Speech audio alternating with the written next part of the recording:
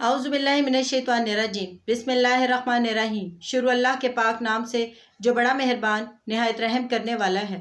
अस्सलाम वालेकुम वरहमतुल्लाहि वबरकातुहू। मेरी आज की इस वीडियो का टॉपिक है ए इंसान तुझे तेरे रब करीम के बारे में। अल्लाह ताला कुरान पाक में पारा नंबर 30 सूरह अनफितार की आयत नंबर 6 से 9 में फरमाता है, ए इंसान तुझे अपने रब करीम से किस चीज़ ने बहकाया, जिस रब ने तुझे पैदा किया, फिर ठीक ठाक किया, फिर दुरुस्त और बराबर बनाया, जिस सूरत में चाहा तुझे जोड़ दिया। हरगिज़ नहीं, बल्कि तुम तो जज़ा और सज़ा के दिन को छुटलाते हो। इन आयत मुबारका से पता चलता है कि यहाँ पर इंसान को मुहातब करते हुए कहा गया कि ए इंसान तुझे तेरे रब करीम से के बारे में किस चीज़ ने बहकाया। वो रब जो तुझे हर तरह की सहूलियात, नेमतें और दौलत देता है, या जिसने नवाजी हुई है, तो किस चीज़ से तू बहक गया? तू और खुदाओं के पास किस तरह जाता है? उनको किस तरह तूने उनको खुदा का दर्जा दिया हुआ है? क्या उन्होंने तुझे पैदा किया? क्या उन्होंने तुझे सही सूरत और सही शक्ल में बनाया? क्या उन लोगों ने तुझे हर तरह का रिस्क मुयस्सर किया?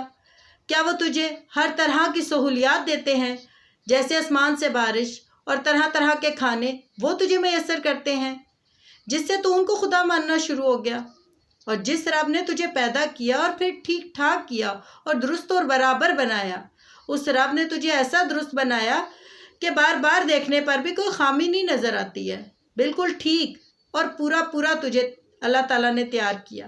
तेरी शक्ल सूरत, तुझे चलने फिरने के लिए पाँव दिए, तुझे खाने पीने के लिए हाथ दिए, तुम्हें प्रॉपर और अच्छी शक्ल पर बनाया, फिर तेरा जोड़ा बनाया और फिर तुझे औलाद जैसी नेमत और दौलत से नवाजा। तुझे दिन के वक्त वो रोज़ी मुयस्सर करता है और रात को तुझे आरामदेह और सुकून वाली नींद देता है और तेरी थकावट को दूर करता है, और फिर जिस सूरत में उसने चाहा तुझे बना दिया। यानी अव्वल तो ये कि तू अल्लाह के एहसानों को मानने के बजाय, अल्लाह का शुक्रगुजार होने के बजाय, उसका शुक्रगुजार बंदा होने के बजाय उसका नाफरमानी कर रहा है, और उसकी नाफरमानी करते हुए तुझे ज़रा शर्म नहीं आती है, और तू इस चीज़ पे पड़ गया कि जो तू बन गया है वो तू खुद ही बन गया है। यह ख्याल तुझे कभी भी नहीं आया कि इसके वजूद को बख्शने वाले को का एहसान माने, और ये कि तेरे रब का करम कि दुनिया में जो भी तू चाहता है तू कर गुजरता है।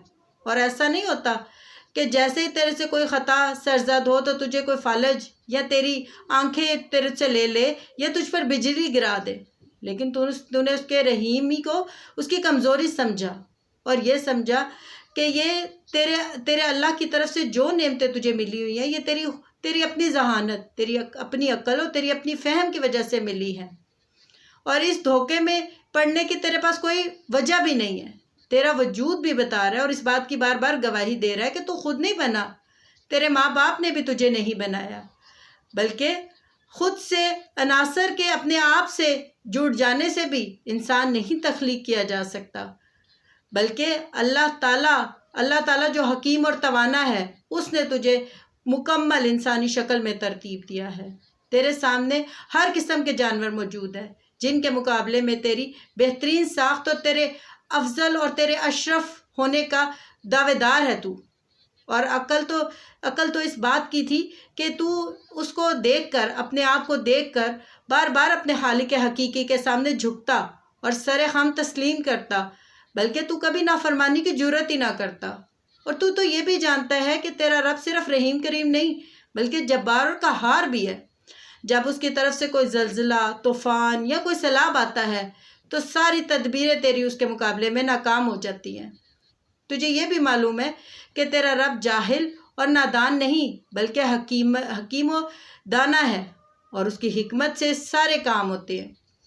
और इसका तकाजा तो ये है, अक्ल का तकाजा तो ये है कि जिसको अक्ल दी जाए उसको इसका ज़िम्मेदार भी ठहराया जाए, उससे हिसाब भी लिया जाए कि उसने अपने अख्तियारात को कैसे और कब और कहाँ इस्तेमाल किया, और जिसे अपनी ज़िम्मेदारी पर नेकी और बदी करने की ताकत और क़ुव्वत दी जाए तो उसे नेकी पर जज़ा और बदी पर सज़ा भी दी जाए। ये सब हकीकतें तेरे सामने रोज़े रोशन की तरह आया है। इससे तू ये नहीं कह सकता कि अपने रब करीम की तरफ से जिस धोखे में तू पड़ गया है उसकी कोई ना कोई वजह मौजूद है। बिल्कुल भी नहीं। तो खुद जब किसी अफसर का होता है, तू खुद अफसर ہوتا ہے اور اپنے ماتحت جس کو بھی رکھتا ہے تو اس کو تو بڑا برا سمجھتا ہے، جو کہ تیری شرافت اور تیری عزت کو تیری کمزوری سمجھ کے تیرے ساتھ چڑھ جائے۔ اور یہ تیری اپنی فطرت یہ گواہی دینے کے لیے کافی ہے کہ مالک کا کرم ہرگز اس بات کا موجب نہیں ہے کہ بندہ اس کے مقابلے میں جاہل ہو جائے اور اس غلط فہمی میں پڑ جائے کہ میں جو کچھ چاہوں میں کروں، میرا کوئی کچھ نہیں بگاڑ سکتا۔ تو خود سوچ کہ اگر تیرے ماتحت کوئی بھی کام کرنے والا ہوگا تو کیا تو اس سے باز پرس نہیں کرے گا؟ تو اس سے یہ نہیں کہے گا کہ اگر میں نے تجھے اختیارات دیے ہیں تو میرے اختیارات کا تو نے جائز فائدہ اٹھایا یا ناجائز فائدہ اٹھایا؟ اور تو نے اپنی کسی بھی چیز کے لیے اس کو استعمال کیا یا تو نے دوسروں کو یا میری کمپنی کو یا مجھے فائدہ دینے کے لیے اس کو استعمال کیا؟ تو اس سے ضرور باز پرس کی جاتی ہے اس شخص سے جو کہ آپ کے ماتحت ہوتا ہے۔ اور تو کیا باز پرس نہیں کرے گا؟ تو چھوڑ دے گا؟ تو جب تو نہیں چھوڑ سکتا تو اللہ تعالیٰ کیسے چھوڑ سکتا ہے؟ ہم نہیں چھوڑ سکتے۔ ہم کیسے چھوڑ سکتے ہیں؟ ہمارے ماتحت ہو ہم ان کو فوراً لائن میں کھڑا کر کے پوچھتے ہیں کہ میرا یہ کام ایسے ہوا ہے تو ایسے کیوں نہیں ہوا جیسے میں نے کہا تھا؟ میرے حکم کو تم لوگوں نے پیچھے رکھ کے اپنے حکم کو تم لوگوں نے بدتری کیوں دی ہے؟ کیوں اپنے حکم کو برتر رکھا ہے؟ حالانکہ میں نے جو تم لوگوں کو آرڈر دیے تھے یا میں نے جو تم لوگوں کو کہا تھا اس کی تم لوگوں نے پیروی کیوں نہیں کی ہے؟ اور اس بات پر غصہ ہو کر افسر اپنے ماتحتوں کو بعض اوقات نکال بھی دیتا ہے۔ تو کیا اللہ تعالیٰ ہمیں نہیں پوچھے گا؟